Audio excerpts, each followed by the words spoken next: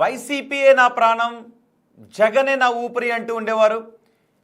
జగన్ని ఎవరు ఏ ఒక్క మాట అన్నా ఆయన కొన్ని పరిధులు దాటి మరి నోటికి పని చెప్పారు. దీంతో గత ఎన్నికల ప్రభుత్వం మారిన తరువాత ఆయన 22 కేసులను ఎదుర్కొన్నారు. అలాగే 245 రోజులు జైల్లో కూడా ఉన్నారు. ఇప్పుడు ఆయన బయటకు వచ్చిన తర్వాత బోరుగడ్డ అనిల్ కుమార్ చెప్తున్నారు, మీరు కొత్త అనిల్ని చూస్తారు అని చెప్తున్నారు. గతంలో మాట్లాడిన మాటలు, అలాంటి మాటలు నేను ఇక మాట్లాడను అని చెప్తున్నారు. నా లక్ష్యం ప్రజాప్రతినిధిగా చట్టసభల్లో అడుగు పెట్టాలి అని అనుకుంటున్నాను అని బోరుగడ్డ అనిల్ అంటున్నారు.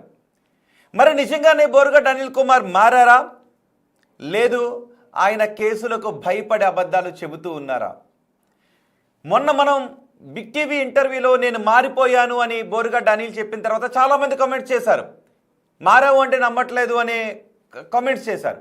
అందుకే ఇప్పుడు బోరుగడ్డ అనిల్ కుమార్ని మళ్ళీ లైవ్లోకి తీసుకున్నాను. ఇప్పుడు మీరు బోరుగడ్డ అనిల్ కుమార్తో ఏదైనా మాట్లాడాలనుకుంటే కమెంట్ బాక్స్లో రాయండి. అలాగే బోరుగడ్డ అనిల్ కుమార్ మారారు అంటే నమ్ముతున్నారా అనే క్వశ్చన్ని మీ ముందు ఉంచుతున్నాను. మీరు ఆ ఓటింగ్లో కూడా పాల్గొనవచ్చు, ఓట్ చేయొచ్చు. అలాగే మీరు ఏదైనా అడగాలి అని అనుకుంటే కమెంట్ బాక్స్లో తెలియచేయండి. లైవ్లో మీరు అడగాలనుకున్న క్వశ్చన్ని బోరుగడ్డ అనిల్ కుమార్ ముందు ఉంచుతాను. కానీ మీరు అడగాలనుకున్న క్వశ్చన్ని ప్రాపర్గా అడగండి.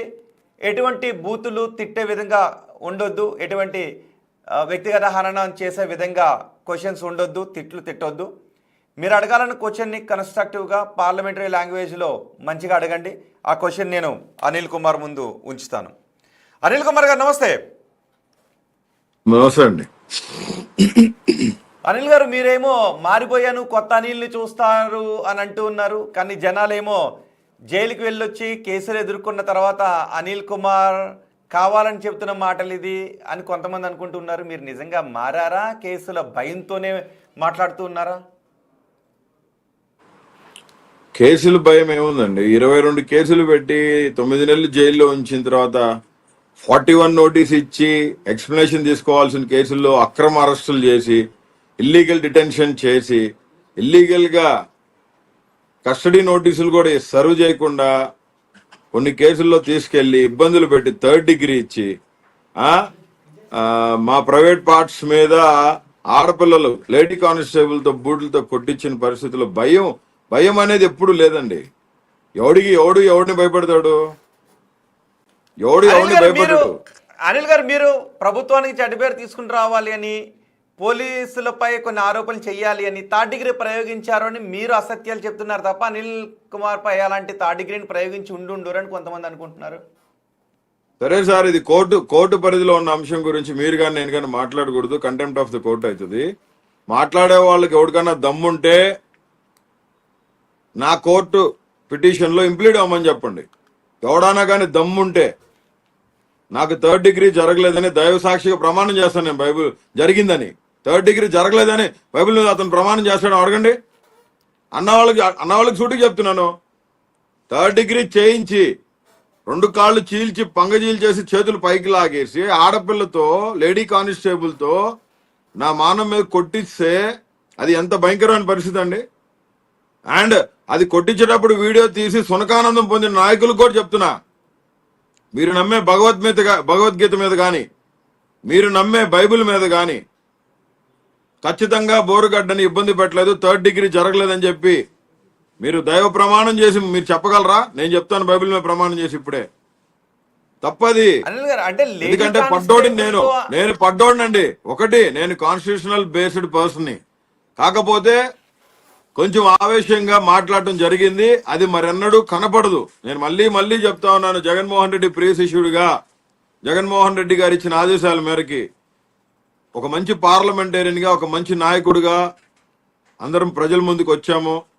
ఖచ్చితంగా చెప్తున్నాను, రాజకీయంగా నాకున్న వ్యతిరేక వర్గం అంటే అపోజిషన్ వాళ్ళు ఖచ్చితంగా, అంటే ఎవరైతే ఉన్నారో ఇప్పుడు కూటమి ప్రభుత్వంలో ఉన్న వాళ్ళు ఖచ్చితంగా వాళ్ళు అపోజ్ చేస్తారండి. అపోజ్ చేస్తారు. దాన్ని నేను స్వాగతిస్తాను. ఖచ్చితంగా రాజకీయ నాయకుడిగా స్వాగతిస్తాం. అంతేగాని భయపడి కాదండి. ఒకటి, దేనికి అపోజ్ చేస్తారంటున్నారు? ఇప్పుడు నన్ను వ్యతిరేకించే వాళ్ళు చాలా మంది ఉంటారండి. నేనంటే ఇష్టపడే వాళ్ళు చాలా మంది ఉన్నారు. నేనంటే నన్ను వ్యతిరేకించే వాళ్ళు చాలా మంది ఉన్నారు రోహిత్ గారు. దాన్ని భూతత్వంలో పెట్టి రాజకీయ పరంగా చూడాల్సిన అవసరం లేదు. మిమ్మల్ని ఎందుకంటే వ్యతిరేకించే వాళ్ళు చాలా మంది ఉండటానికి కారణం మీరే, మీ నోరు మీరు, అంతేనా? రాజకీయంగా ఇవన్నీ సహజం సార్. నరేంద్ర మోదీ గారిని వ్యతిరేకించే వాళ్ళు లేరా? ఇవాళ నరేంద్ర మోదీ గారు ప్రధానమంత్రి, రేపు నరేంద్ర మోదీ గారు ప్రధానమంత్రిగా ఉండరు. నరేంద్ర మోదీ గారు కాదు, రాహుల్ గాంధీ ప్రైమ్ మినిస్టర్ అవుతాడు. ఈ రోజు రాహుల్ గాంధీని అందరూ పప్పు గీపు అని మాట్లాడుతూ ఉన్నారు. బిర్యానీ తిని, చికెన్ మటన్ బిర్యానీస్ తిని పడుకుంటాడని చాలా వ్యక్తిగత విమర్శలు కూడా చేస్తున్నారు ఆయన్ని. రేపు ఆయన ప్రధానమంత్రి అవుతారు, అవంగానే అవుతుందా? అట్లా రాజకీయంగా ప్రతి ఒక్కరికి, దేశాధినేతలుగా ఉన్న వారి దగ్గర నుంచి కింద కార్పొరేట్ లెవెల్లో జెడ్పీటీసీ, ఎంపీటీసీ మెంబర్ల వరకు, కార్పొరేషన్ మెంబర్స్ వరకు కూడా ఖచ్చితంగా రాజకీయ విమర్శలు ఉంటాయి. అనిల్ కుమార్ గారు, మాట్లాడలేదు కానీ అనిల్ కుమార్ ని విమర్శించడానికి నేను కొన్ని పాయింట్స్ చూపెడతా. అలా అనిల్ కుమార్ ని ఇష్టపడడానికి ఇవిగో ఈ పాయింట్స్ ఉన్నాయని మీరు ఒక 4 పాయింట్లు చెప్పగలుగుతారా? అనిల్ కుమార్ ని ఎందుకు వ్యతిరేకించాలి అన్నదానికి. నేను గతం గురించి మాట్లాడలేదు రోహిత్, నేను గతం గురించి మాట్లాడట్లేదు. నేను చెప్పాను ఆల్రెడీ. మీకే సీనియర్ జర్నలిస్ట్, మీరు అర్థం చేసుకొని మీరు దాన్ని మీరు మాట్లాడాలి, అంతేగాని ఆల్రెడీ. ఓకే, నిజంగా మారారా మీరు?